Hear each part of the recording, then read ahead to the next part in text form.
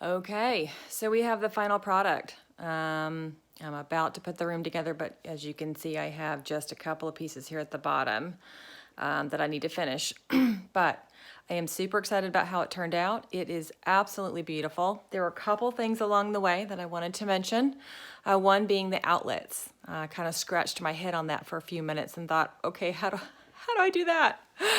So just be patient. I don't know if you can see the shimmer on this. It's only on the dark gray. That's the only place the glitter is. And when I said it took 5 minutes to do the glitter on a piece of shiplap, I was mistaken. I think it took like a minute, guys. It's really not that difficult. It has a fantastic look to it. But as you can see, I did stagger.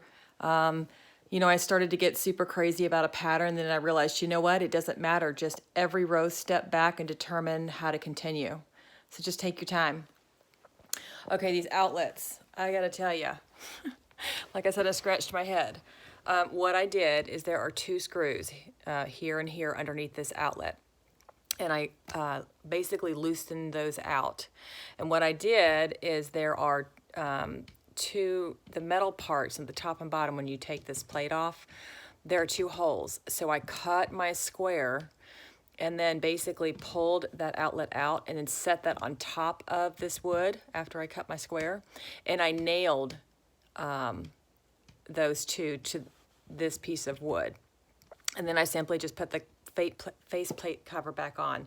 It was actually fairly easy. So, and then lastly, this little piece here at the bottom, you know, you want to make sure it's trimmed off right. And I don't have the right saw to do this. You really need more than a table saw. I tried to do a jigsaw. It just didn't turn out so well. So I'm going to bring this to my neighbor and have them do this. But this is 3 inches, and it'll have a nice straight finish. You know, you really don't have to overthink this and put in trim along the top or sides. I mean, the shiplap is very forgiving, and it's supposed to have a little rustic feel, not so perfect. So I was able to get 1 piece in here at the bottom.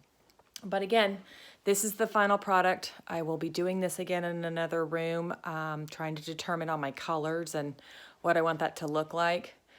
I'm a little OCD, so I'm not super happy about this big gray run here. But that's the only piece that really stares at me as not being consistent.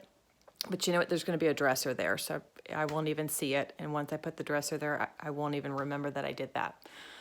So what I will do before I end this show, look, this has a good vibe. I've got an antique bed. She has this little cow.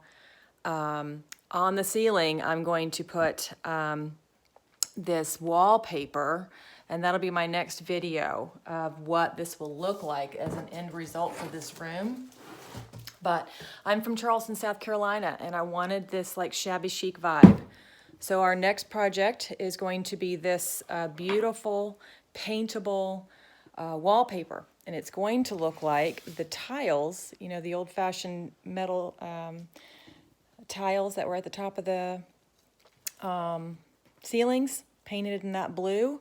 So that's what we're going to be installing next. And I got to tell you, you're going to need a few hands to be able to pull that off. I've always wanted to do this on the ceiling, and I am going to do it. So stay tuned for the next video, and thanks for watching.